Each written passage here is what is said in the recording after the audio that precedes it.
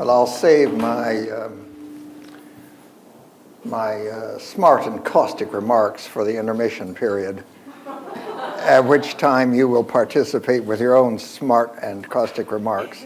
Back again. Good to see you. So much has happened since we last met that it's almost impossible to talk about anything but that. However, you didn't come to hear about that. You came to hear about something else. The Stuart dynasty in England.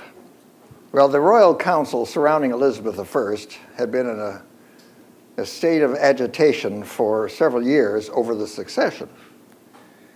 None of Henry VIII's 3 children had children of their own, so there were no issue when Elizabeth was near the end of her life. And the royal council was trying to get her to agree to the succession. Well, what was it that she was objecting to? It was that brat of Mary Stuart. Well, you see, the royal council wanted a Tudor monarch to succeed Elizabeth. And where were they going to find one? Well, they jumped back a generation to the generation of Henry VIII. Now, he had a brother and 2 sisters. His brother died before him, so he was out of the picture. Henry succeeded, and we know what happened to him.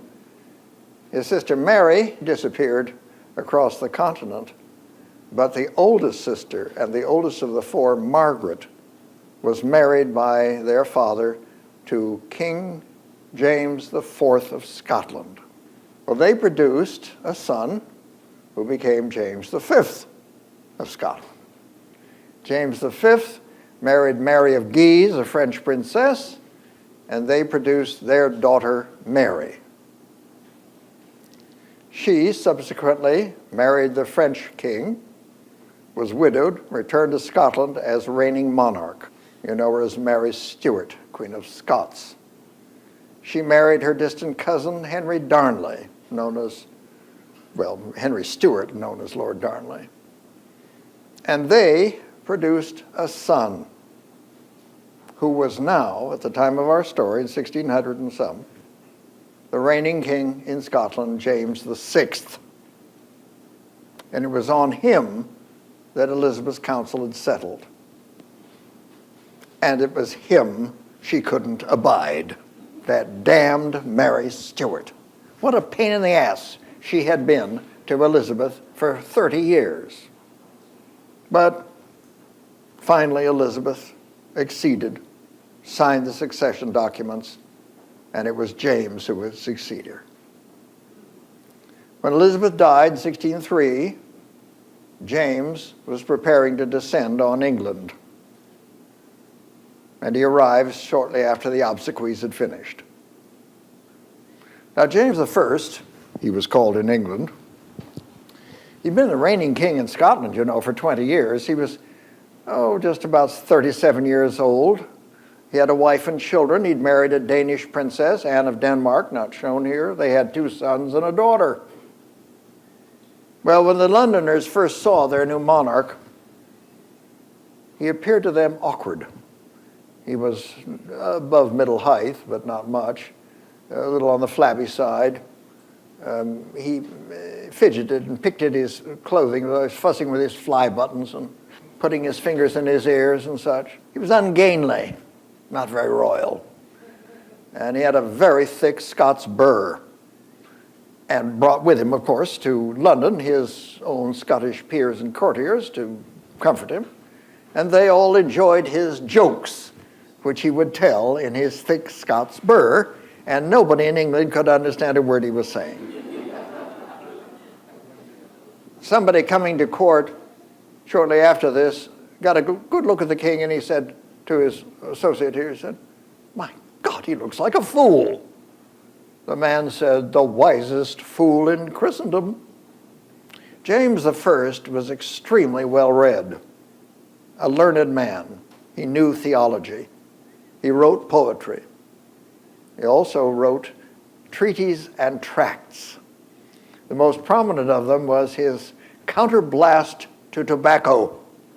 He loathed tobacco. It was just coming in from the New World, Everybody was smoking these pipes, stinking up the rooms. And of course, he didn't smoke, and he objected to it. So he wrote this letter to the editor, we'd call it today. No, he was a man of parts, but he was confronted with the major issue which would confront most of the Stuarts, and that was the issue of religion. Now, he had been raised in Scotland as a Presbyterian Protestant by John Knox, of all people, Calvin's favorite student. But now in London, he found that the Anglican Church, as we call it now, or the C of E, was more or less established. It had become a state religion. And it was very formal, of course, as those of you who understand that Church of England, it was the only thing they didn't recognize was the Pope, so it was, in the eyes of the Presbyterians, popery. But he wasn't going to object to that. That wasn't the problem. There were a lot of people that wanted him to uphold his Presbyterian background. In fact, they wanted to go further. They wanted to hear the voice of Martin Luther, who believed the Gospels were read directly, not interpreted, not siphoned through your ears by a priest or somebody. They wanted it pure. And we called them purists, or some called them Puritans. And they were infesting the country. Well, then there was the Catholic minority. That was still there. Catholicism was still alive, not well, in England. Well, James was inherently a politician, and he wanted to make everybody happy.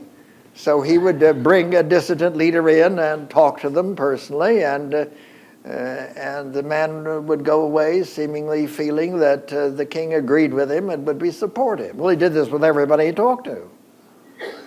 Therefore, he satisfied no one. Well, shortly after his arrival, the next year after the coronation, he called the famous Hampton Court Conference. It was held in Hampton Court Palace, which is just up the Thames River, and he was going to settle the issue of doctrine and the whole thing for the subjects. Well, the Puritans rejected this. They wouldn't attend, and they began to immigrate. And it's at that point you see the first strugglings across the Atlantic to the New World. It had just been discovered virtually, and now there were no colonies, but somebody set up a little tiny enclave at Jamestown. Well, they called it Jamestown after the king, at the mouth of what they called the James River. But that didn't last long, a few months and they were gone.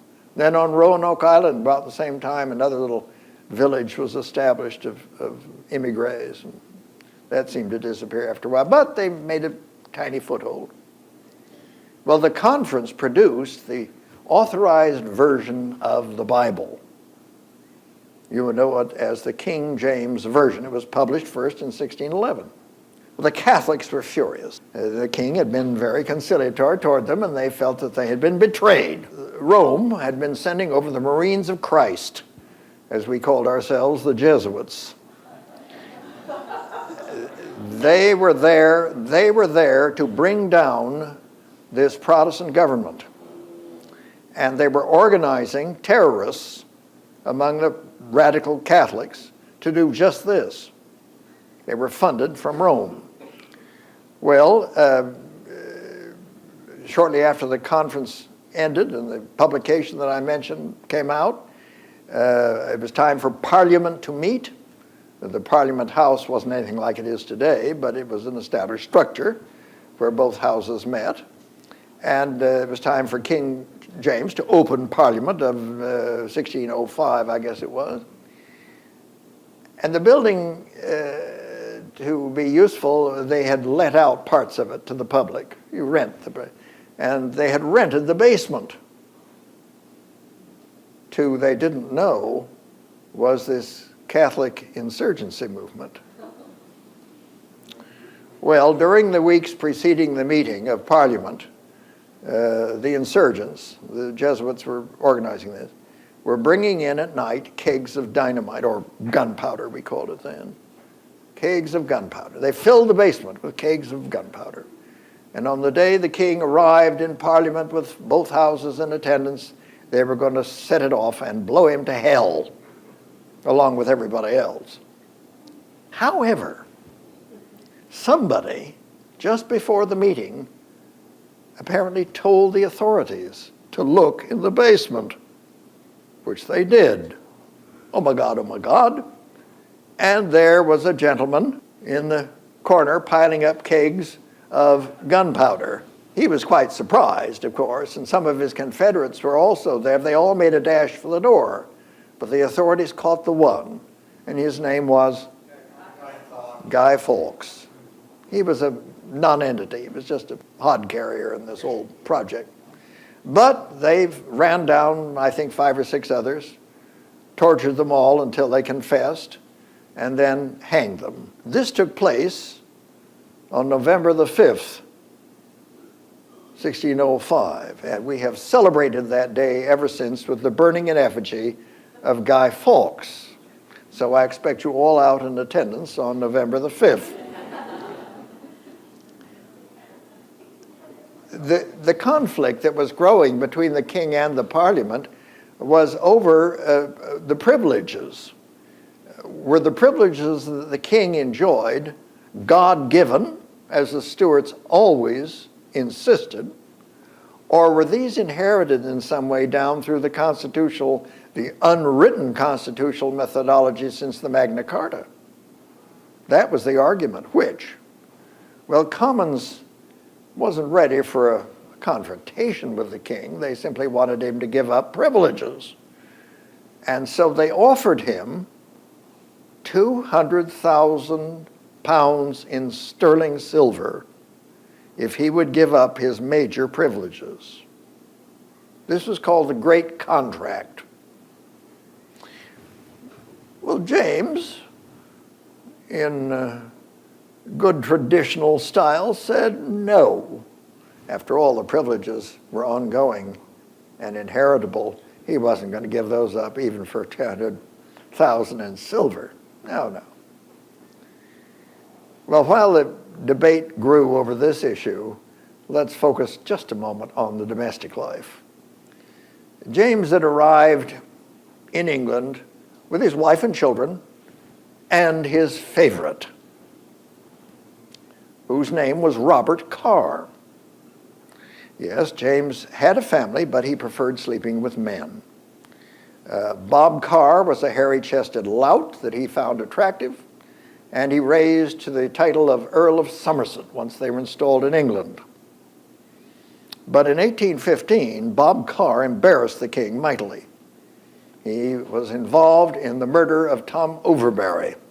Apparently, he and Overbury fought over Overbury's wife, and Overbury was killed, and this was reported to the police. He was arrested. I'm talking about Bob Carr, and there was a trial, and he was convicted of complicity, if not murder, and imprisoned. All very embarrassing to the king. It's awfully awkward to have your bedmate yanked out and put in the slammer, isn't it? You know about that? Awkward, right? Yeah, she agrees. Person of experience. Well, it didn't seem to detract from James' interest because he was caught up right away romantically with someone else, and that was George Villiers. He was a young man in his early 20s when they met at the same time the trial of Bob Carr was going on. Villiers had been a lad around court for a while. He was a young man with a good family. And in 1615, time we're talking about, James appointed him gentleman waiting. Villiers was, I think, 23. The next year, he was made master of the horse. And the next year, he was elevated to become Vicomte, or Viscount. And later on that year, he was made Earl Lord High Admiral of England at 25. Well, it's amazing what you could do with a little charm. Finally, he became Marquis at 26. James thought so highly of him that he appointed Villiers to take the Prince of Wales, whose name was Charles, and go to Spain and arrange a marriage with a Spanish prince, the Infanta of Spain. Parliament was outraged. The king was organizing a marriage with a Catholic princess. What the hell was he thinking? He's a Protestant, damn it. Well, You know, the king had authorities. He didn't have to ask permission. Sounds familiar. Well, anyway, off they went to Spain. Apparently, Villiers didn't handle it very well. He fell through. They came back without any bride. Villiers felt that he'd been insulted, and he wanted to do something to requite the insult. So James allowed him to take a little fleet of ships and attack Spain. Well, they attacked the port of Cadiz. Villiers wasn't an admiral, and he didn't handle it very well, so that was a failure. And he came back, but James was so pleased with him that he now elevated him to become the Duke of Buckingham. And that's how we know him, the dazzling Duke of Buckingham. Well, the marriage business still had to be satisfied. So Buckingham suggested to the king, what about a French marriage? And the king said, jolly, let's do that. Another Catholic princess, said the Parliament. What in the hell are they doing? Well, that didn't matter. Off Buckingham and the prince went to Paris to deal with the court of Louis XIII, who was really, the government was under the control of Cardinal Richelieu at that time. And apparently their arrangements were made with the Princess Royal, Louis XIII's sister. That was agreeable to all. And Buckingham and the Prince of Wales returned to England. The marriage would follow shortly. But while Buckingham had been in Paris arranging the marriage of the Prince of Wales, Richelieu discovered he had been noodling the Queen of France, who was a handsome young matron, not yet a mother. And of course, Richelieu didn't realize any of this while they were there. He found out later, and this infuriated him. It had gone on under his nose. He thought it was an awful slap to the French government and the rest of it. And there was enmity between Richelieu and Buckingham. Today, we have all of this layers of idiots between the action and the effort. You know, in that period, it was the king, and he gave the instructions, or he made the arrangement. The people involved were not the public. It was Richelieu and the Duke of Buckingham representing the King of England. Well, once they were back, it didn't matter to the English. They already had their marriage arranged, so to hell with Richelieu. But Parliament was furious. They did not want a Catholic marriage for their future king, and they threatened to impeach Buckingham. I should point out that James I had a daughter, Elizabeth. He married her off to a German prince who eventually was the Elector of Hanover. Don't forget that connection.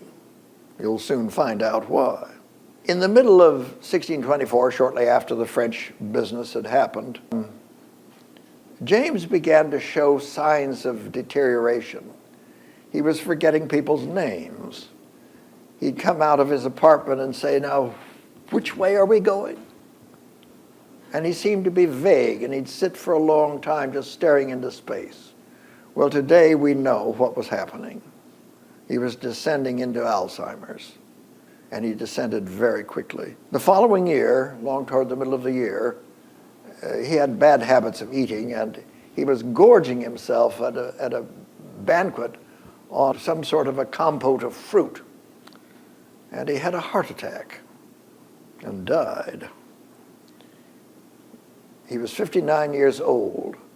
His enemies said, His Majesty has died of a surfeit of sour fruit. Well, he had left a growing conflict behind with Parliament over the prerogatives of the crown. But the throne now passed to his son, the Prince of Wales, Charles.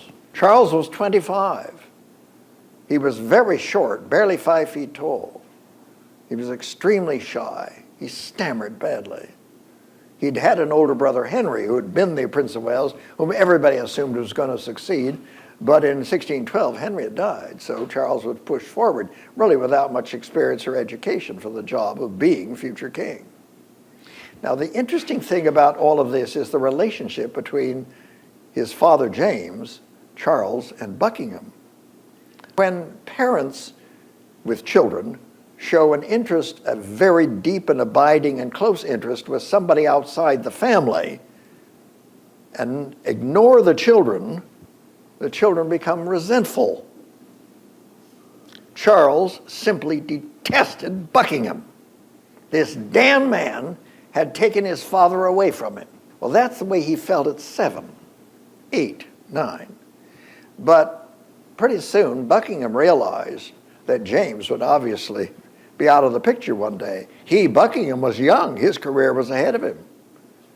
And his career would depend on the future king, who was this boy at his side who detested him. So gradually, over the months and a year or so, he began to court the young Charles. Now remember, they went abroad together twice. So by the time Charles inherited the throne in 1625, he was every bit as much in love with the Duke of Buckingham as his father had been.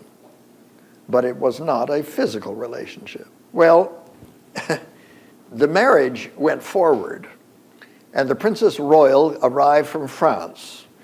Charles was very worried about this marriage because he was afraid his future wife would be taller than he. After all, his grandmother was 6 feet tall. And of course, when Henrietta Maria was introduced to him, she proved to be even smaller than he. She was a delightfully pretty little tiny person, Henriette Marie, or as we know her in England, Henrietta Maria. She was 16 at this time, and a devout Catholic. Well, this alienated the Protestants in England, but they were stifling their feelings for the moment because the Duke of Buckingham had convinced the new king, his protege and now friend and companion, Charles, that it would be a feather in the cap of England if they could show solidarity with the Protestants of Northern Europe. How to do it? Buckingham said, let us go and attack France. Now, they just made this damn marriage. No, let us go and attack France because Richelieu has bottled up the Huguenots on the island of Saint Rochelle, just off the coast in the Channel. And if we can relieve the siege of La Rochelle and save the Huguenots, this will give us credit among the German states of the north and the Baltic states and the Dutch, who were all Protestant. This would make a Protestant union. And Charles, of course, he thought that was a nifty idea. After all, he had the bride now, didn't have to worry about. And Richelieu, it wasn't looked upon as an attack on a nation. It was looked at an attack on Richelieu. So off Buckingham went to attack Richelieu at La Rochelle. And of course, he attempted it, but Richelieu was well entrenched. He knew what he was doing. He was at the front leading the attack on La Rochelle, and he sent his fleet out to kick the business out of the English, which he did. Buckingham came back to England defeated.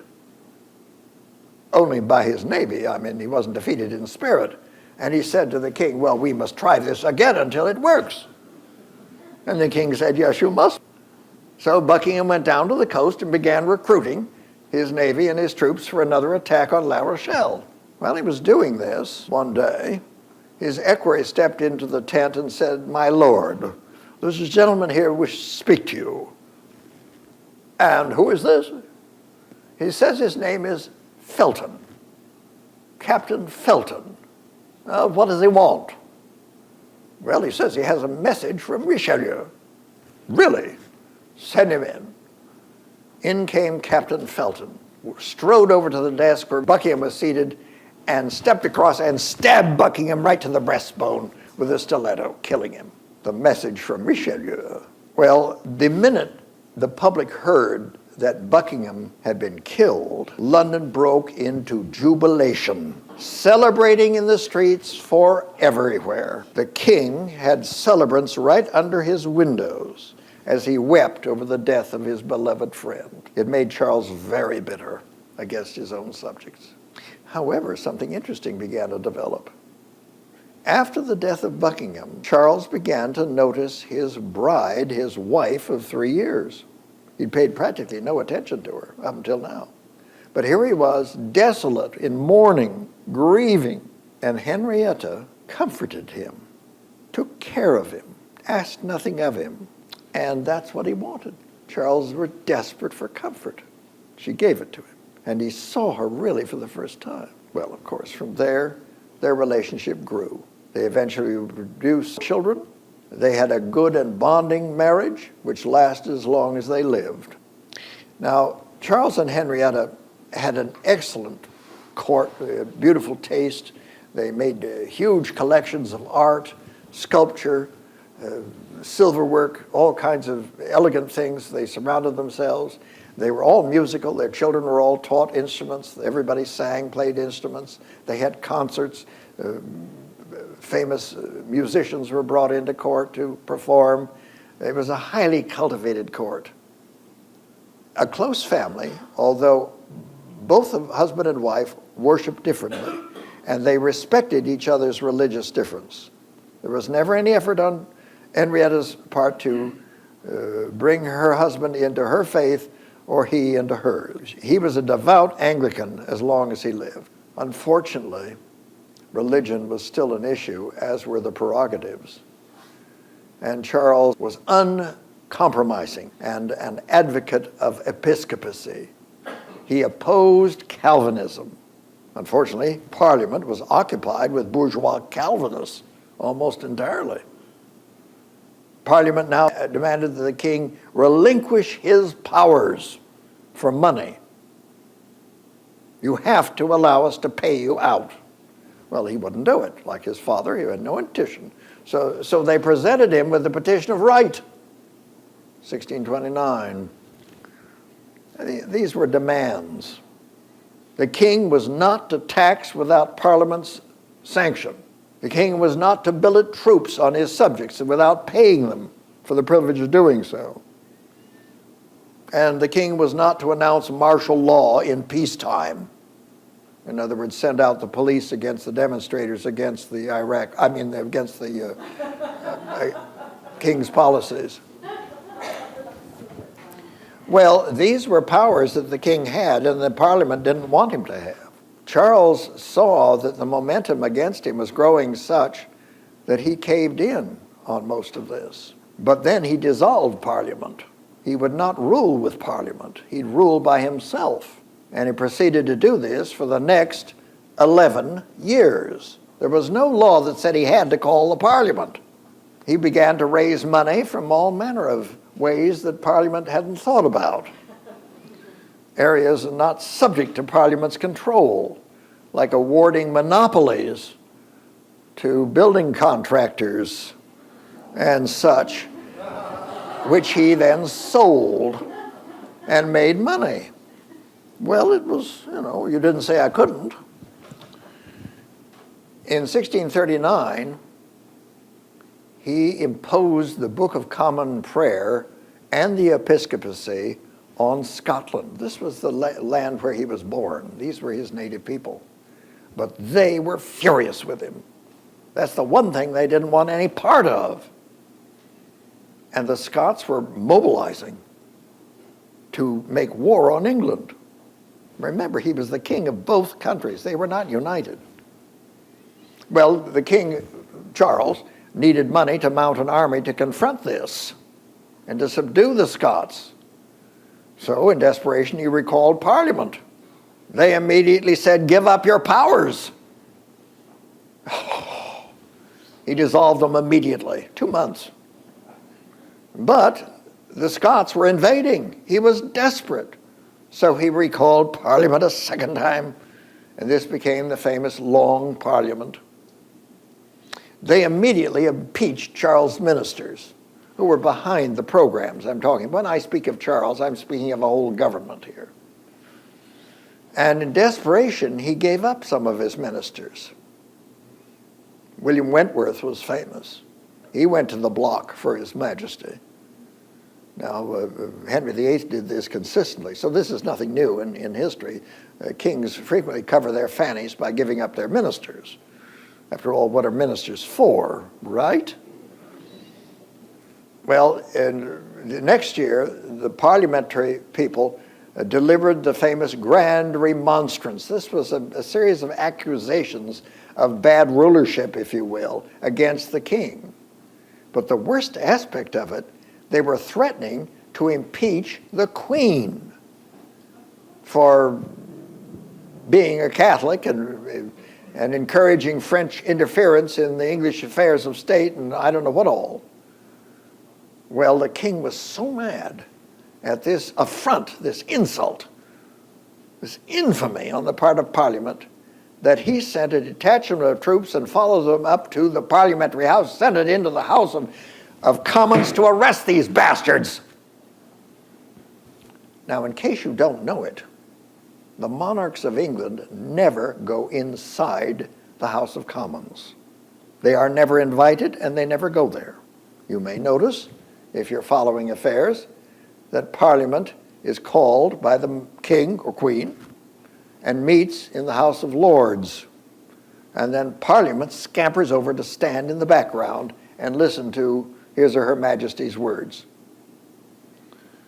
Well, this, of course, Parliament couldn't tolerate. The king had sent officers to arrest them, which was as much as the king going himself. The people he sent to be arrested all escaped, of course. But the point is, it caused an irreparable breach. The break was complete, and both sides now began to arm themselves.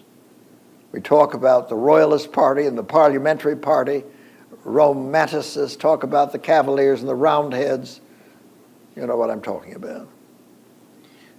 The Parliamentary Party controlled most of the ports, and they demanded, of course, the king's followers and himself that they capitulate. He wasn't about to do that.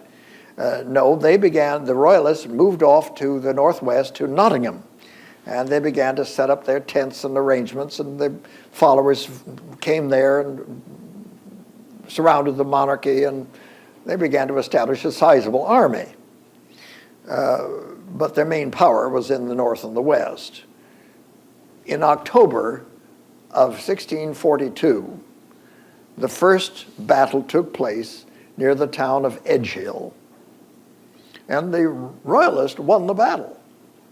They had the best officers, they were better trained troops, and the rest of it.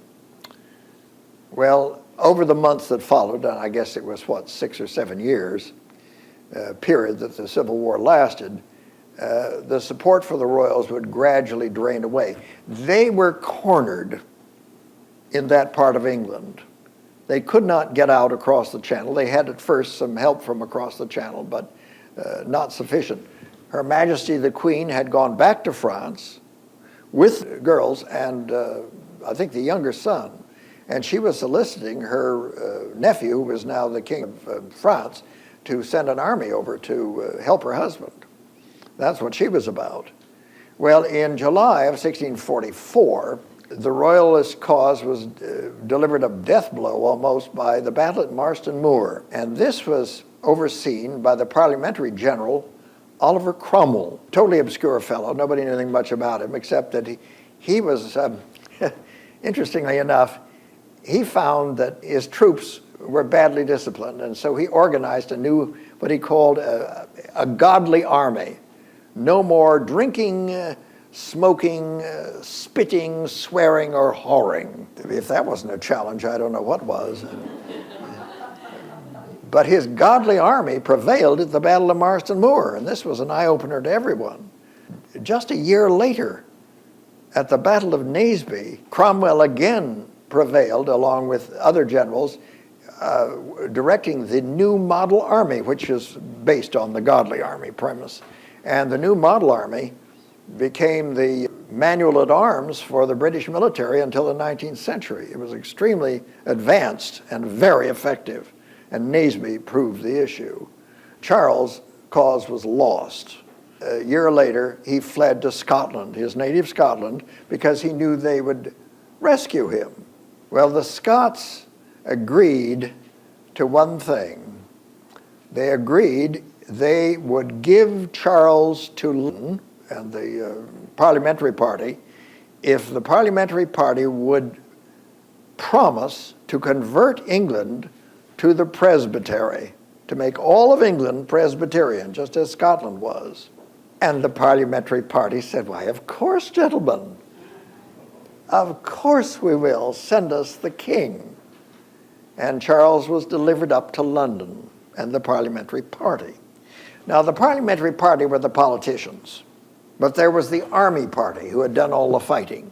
This was Ireton, the Fairfax brothers, and Cromwell, and George Monk, and a few others. They had been the soldiers of action in this, and they were frustrated because the parliamentary party was now dealing with the king. And the king was very able to flim-flam them on, you know. He was a Stuart, after all. And he lied like a rug.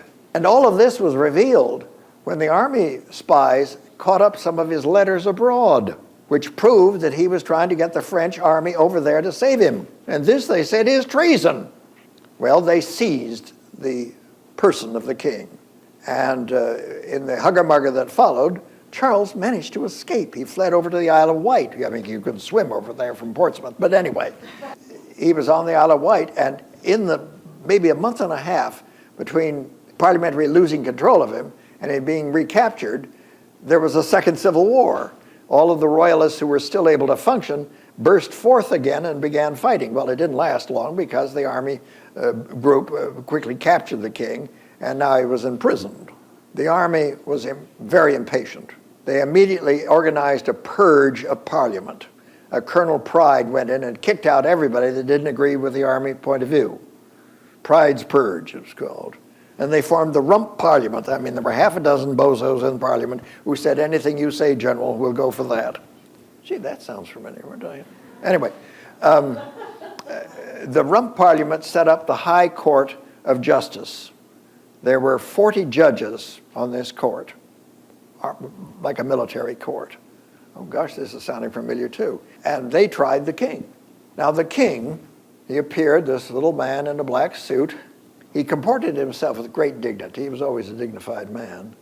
His arguments were cogent and correct. He had lost his stammer. He said, you have absolutely no authority over a king. There is no law in England governing a king. The king is above the law.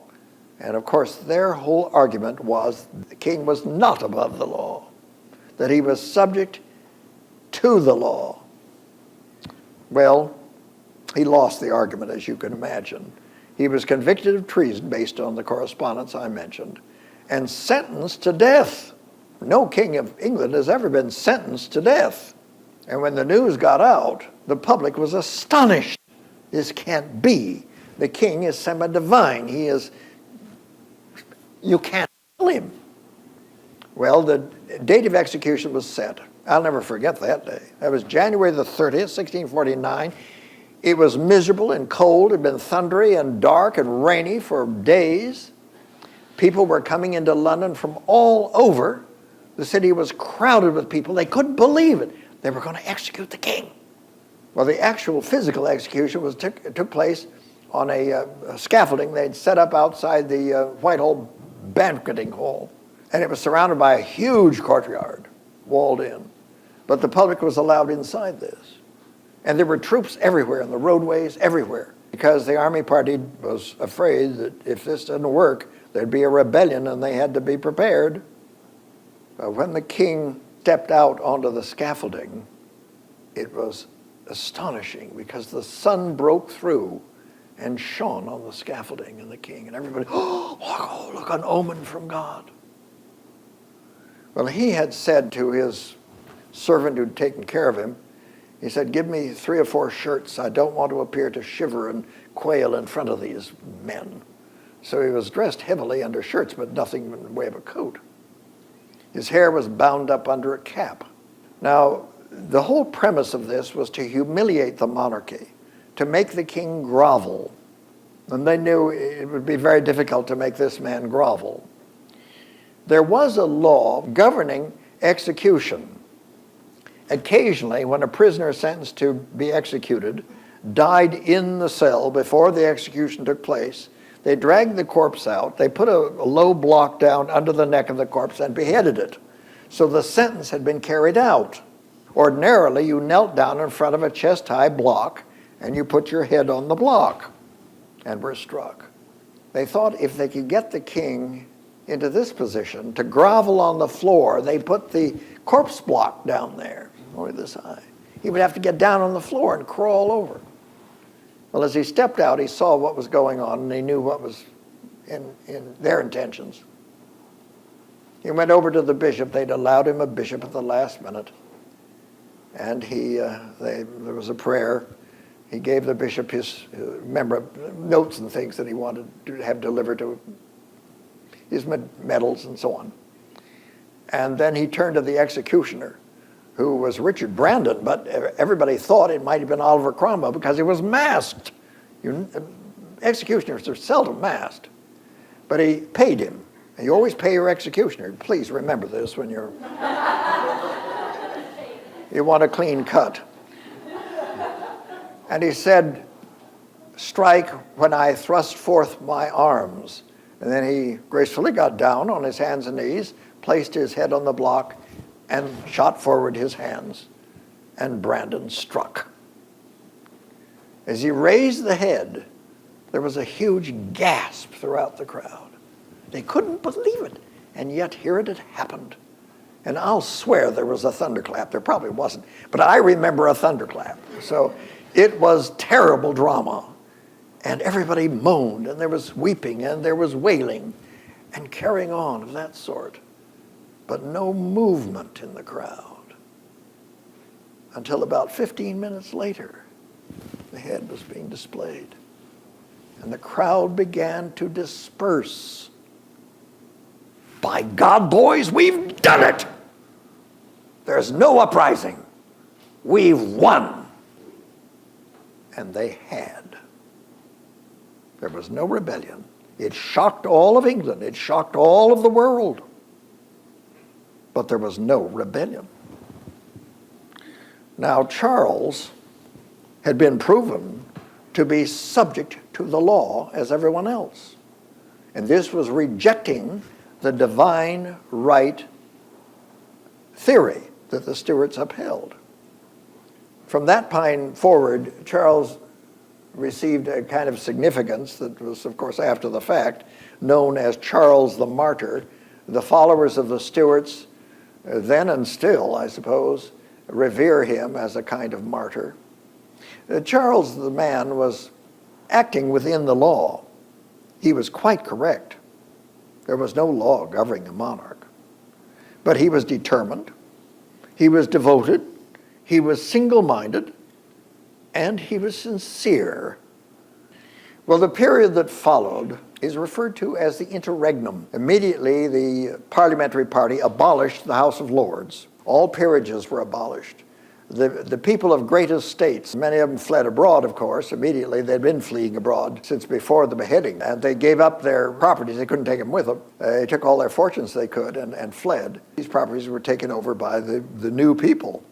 A unicameral parliament was established, which meant just a House of Commons. But interestingly enough, the parliamentary party rejected the Presbyterian rule, and this caused sectarian strife. Of course, the Scots were furious. They felt betrayed. They'd given the king to them on the basis of that happening. Well, this was a military coalition. Cromwell was in the ascendancy for the most part. The other generals crowded around him and agreed with him. Cromwell was a phenomenon too. He was about 50 at this time. He was a squirely fellow. He was of landed gentry, no titles, just prosperous rural people.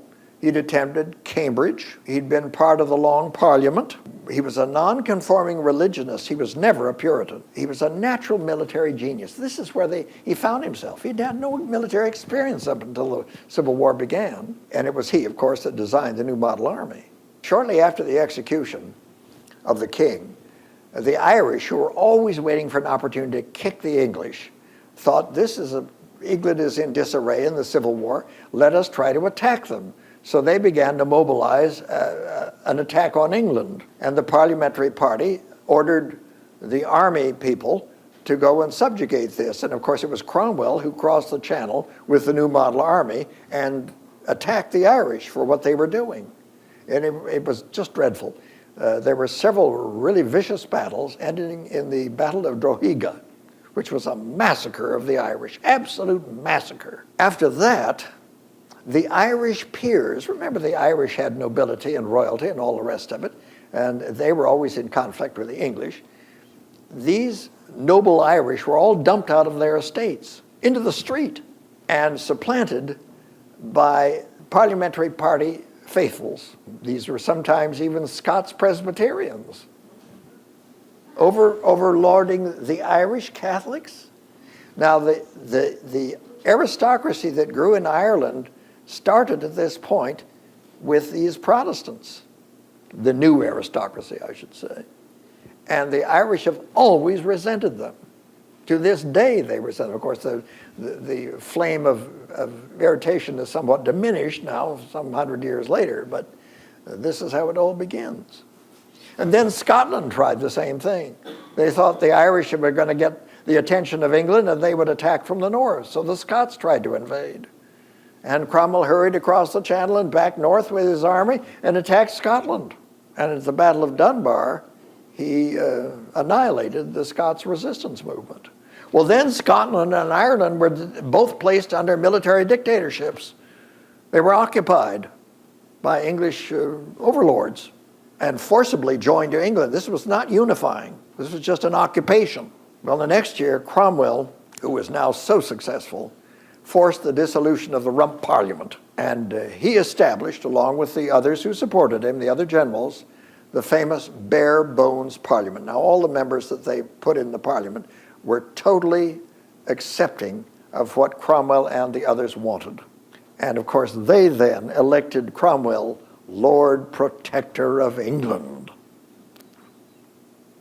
Well, what is going to happen now? We'll find out after the intermission.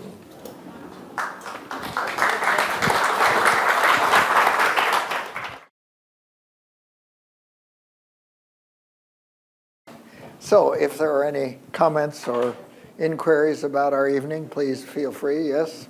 So if treason was considered a crime against the king, how was it that the king was able to be accused of treason? Well, that's the whole point. The treason was against the public, England, instead of against the king. So that's a major shift. A major shift. This turned the whole thing around. The king was no longer the ultimate authority. It was seen as a compact between the crown and commons. The question was, what effect did the execution of the English king have on European royalty? Well, they were horrified. Monarchs are always, this is one of the problems, I don't want to get too far back into it, but you remember how long Elizabeth I dithered over having Mary Stuart her prisoner. Her ministers, Elizabeth's ministers, said, kill the person immediately. But Elizabeth never would do it because it would set a precedent of one monarch killing another. And then, of course, if Elizabeth had fallen into Spanish hands, et cetera, et cetera, et cetera. Yes, ma'am. Looking into the future, how long do you foresee the monarchy lasting in England?